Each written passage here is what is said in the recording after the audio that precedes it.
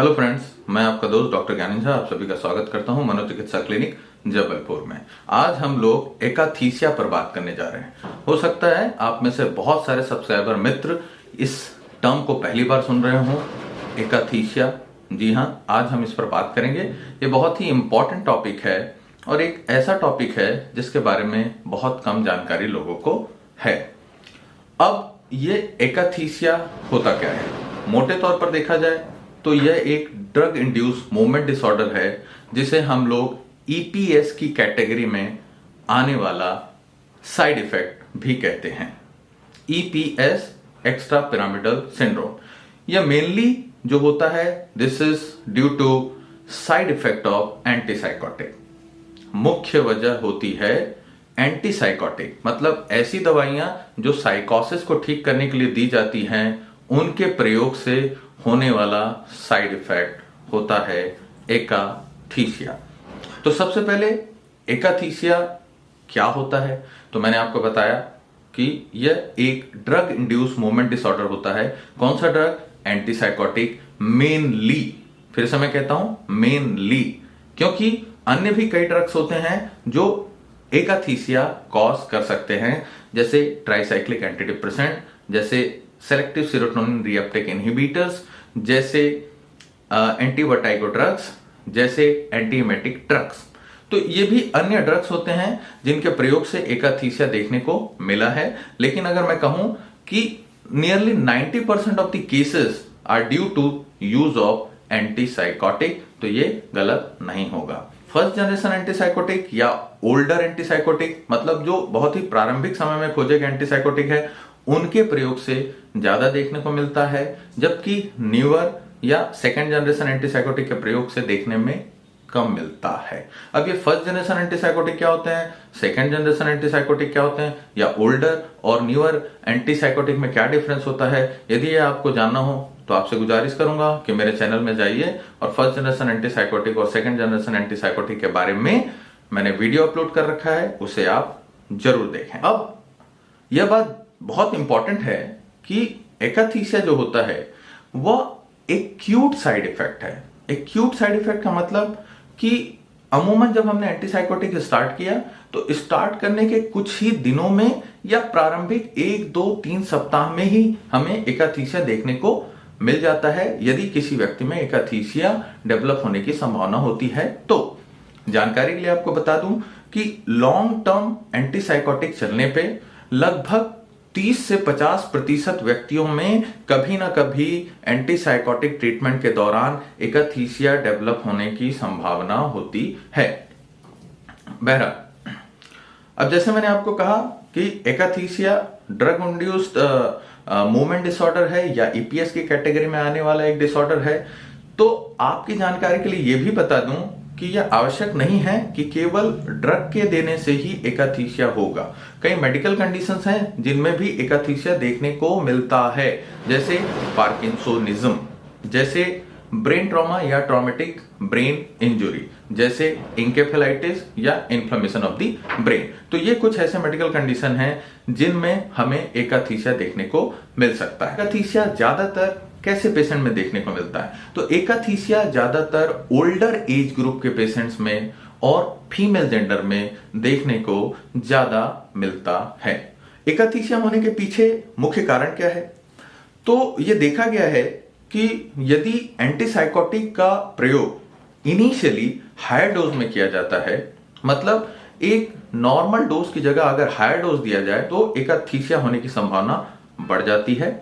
दूसरा, यदि एंटीसाइकोटिक को हम इंक्रीमेंट करें, बहुत ही क्विक इंक्रीमेंट करें और हायर डोजेस में इंक्रीमेंट करें, तो भी एकाथीसिया की संभावना पैदा होती है।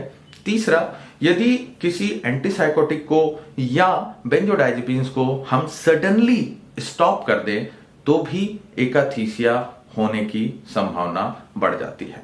तो फ्रेंड्स, ये कुछ प्रमुख कारण होती हैं, कुछ प्रमुख वजह होती हैं जिसकी वजह से एकाथीसिया हमें देखने को मिलता है। न्यूअर जनरेशन एंटीसाइकोटिक में भी यदि मैं बात करूं तो एरिपेप्राजोल और क्विटियापिन ऐसे न्यूअर एंटीसाइकोटिक हैं जिसमें एकाथीसिया की संभावना ज्यादा होती है। अब हम लोग जानते हैं कि एकाथीसिया के मुख्य लक्षण क्या होते हैं।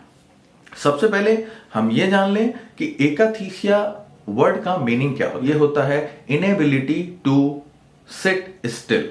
इनेबिलिटी टू सिट स्टिल, सीधी बात है और बहुत ही ड्रामेटिक प्रेजेंटेशन होता है। मतलब आप देख सकते हैं कि एकाथीसिया से पीड़ित जो मरीज है वो एक जगह बैठ नहीं पाएगा, वो उठेगा, वो बैठेगा, वो एक पैर को दूसरे पैर पर डालेगा, पैर को जमीन पर टैप करने लगेगा, उठ जाएगा, हल्का सा जंपिंग मूवमेंट दिखाएगा। मतलब कुल मिला के आप देख पाएंगे कि वह शांति से आराम से नहीं बैठ पा रहा है। हम इस सिचुएशन को डिस्क्राइब करने के लिए इसको हम लोग ऐसे भी कहते हैं कि ये ऐसा सिचुएशन है जैसे एंड्स इन पैंट्स। यदि आपके पैंट में चींटियां चली जाएंगी तो आप समझ सकते हैं कि आप आराम से शांति से नहीं बैठ सकते। You will be at move, you will be at pace all the time. ठीक वही सिचुएशन होती है एकाथीसिया में। ये बहुत ड्रामेटिक होती है और बहुत डरावनी सी भी होती है। मतलब आदमी को लगता है मुझे क्या हो गया है, ये कितनी बेचैनी मुझे हो गई है, मैं बैठ क्यों नहीं पा रहा हूं। व्यक्ति डर जाता है। तो ये प्रमुख लक्षण होते हैं एकाथीसिया में। अगर मोटे तौर पर जब हम मरीज से बात करते हैं, पूछते हैं कि आपको कैसा लग रहा है, तो वह सब्जेक्टिव रेस्टलेसनेस का कंपोनेंट बताता है। मतलब मुझे बहुत बेचैनी हो रही है, ये कंपोनेंट जरूर आएगा। हो सकता है कि ये जो मोटर सिम्टम्स हैं वो बहुत ही क्लियरली एक्सप्रेस ना हो अगर एकाथीसिया बिल्कुल डेवलप हो रहा है, लेकिन सब्जेक्टिव सेंस ऑफ रेस्टलेसनेस मरीज में आपको मिलेगा और धीरे धीरे ये सब्जेक्टिव सेंस ऑफ रेस्टलेसनेस व्यक्ति को मोटर सिम्टम्स भी लाने लगते हैं और वह बेचैन होकर इधर उधर मूव करने लगता है और एक जगह नहीं बैठ पाता। तो ये सबसे प्रमुख लक्षण है इनेबिलिटी टू सिट स्टिल। ये इसका मतलब भी है, ये इसका शाब्दिक अर्थ भी है और ये बहुत प्रमुख लक्षण है। अब सवाल ये उठता है कि जब इतनी बड़ी तादाद में एकाथीसिया होने की संभावना होती है तो क्या यह एकाथीसिया खतरनाक होता है? क्या यदि किसी मरीज को एकाथीसिया डेवलप हो जाए तो उसे डरने की आवश्यकता है? तो उत्तर है साफ तौर पर नहीं, बिल्कुल भी नहीं। जिस प्रकार इसका प्रेजेंटेशन बहुत ड्रामेटिक होता है और मैंने आपको पहले भी बताया कि एंटीसाइकोटिक के प्रयोग से हो सकता है कुछ दिनों में या प्रारंभिक सप्ताह में ही ये एकाथीसिया आपको डेवलप हो जाए, ठीक इसी प्रकार इसका ट्रीटमेंट बहुत आसान होता है और बहुत क्विकली रिजल्ट मिलता है और आदमी इससे मुक्त हो जाता है। ट्रीटमेंट क्या होता है? देखिए, सबसे पहली बात तो यह होता है कि हम ये देखते हैं कि what is the reason, what is the cause of this एकाथीसिया।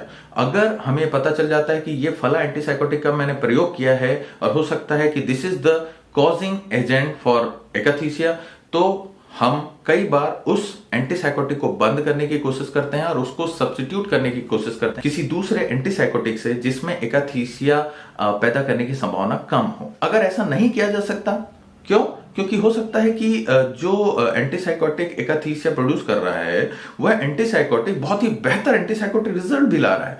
मतलब डिल्यूजन्स को बहुत अच्छे से कंट्रोल किया हुआ है, हेलुसिनेशन को बहुत अच्छे से कंट्रोल किया हुआ है और पेशेंट को बहुत ही इंप्रूवमेंट दे रहा है। तो इस सिचुएशन में हम कॉजिंग एंटीसाइकोटिक को विड्रॉ नहीं करते, बल्कि कुछ मेडिसिन अवेलेबल हैं जो कि दी जाती हैं जिससे एकाथीसिया ठीक हो जाता है। इन मेडिसिन में मुख्यतः हम प्रयोग करते हैं बीटा ब्लॉकर की जैसे प्रोप्रेनोलॉल, बेंजोडाइज़ेपिन्स की जैसे क्लोनाजिपाम और एंटीकोलिनर्जिक्स की जैसे ट्राइहेक्सिफेनिडिल।